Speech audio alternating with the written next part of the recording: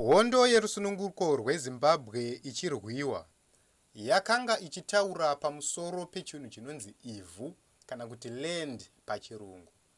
Land iyi ichitsanangurwa neutekwa-tekwa nevakuru vakanga varipo hondo iyi ichivamwa.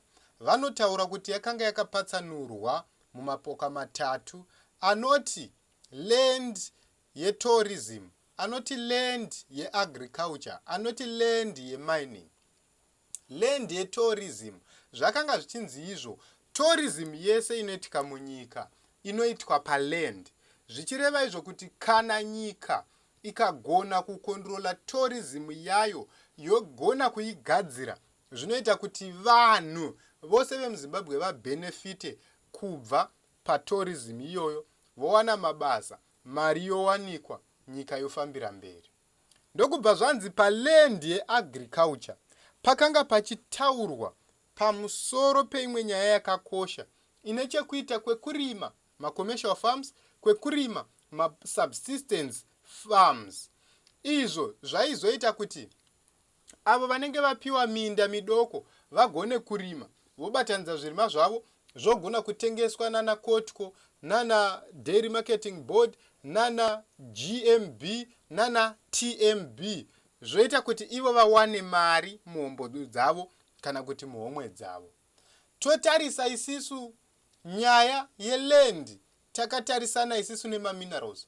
Hurumende yenyika yainzi ndiyo inofanira kuva ine mamaini akawanda kudarika zvimwe zvose.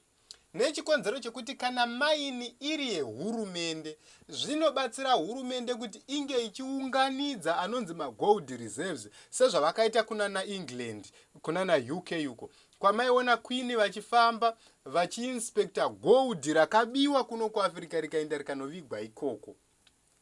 Saka goridhe isu kana tikarimaina tinaro, tikarimaina nderedu, torichengeta kumaharabhizeti kwedu, masoja owana basa rokuchengetedza ufumi hwenyika, kwete kuchengetera vamwe vari kuuya vachimora vachienda nako kuDubai. Saka muchavona kuti hurumende yeZimbabwe yakazvikonewa zvinhu izvozvo. Iko zvino mining yava kuitwa nevanoti maprivate players, potaurwa ipo pachinzi nderavo goridhe iroro, nderavo ravakawanepi, saka vakafa Vakafirei.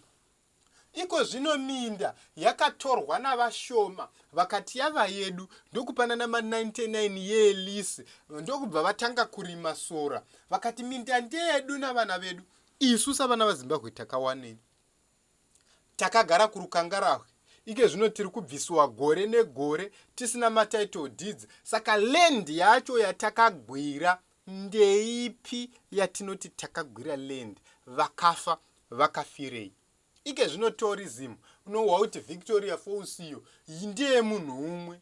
Saka mubvunzo ndokuti takagwirei, takafirei? Vakafa Vakafirei.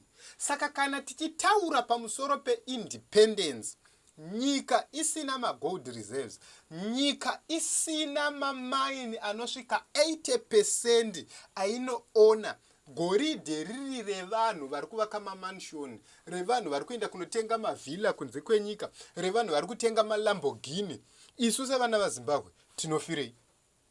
Hurumende iyi yaifanira kunge ichiita kuti munhu abenefite. Ndiko saka tichiisa maMP, tichiisa makansela, vanodhivhelopa nzvimbo dzavo seiko iyo nyika isina goridhe rainaro, isina diamond rainoti nderedu, isina platinum yainoti ndeyedu, kungoti tine goridhe, goridhe ravamwe.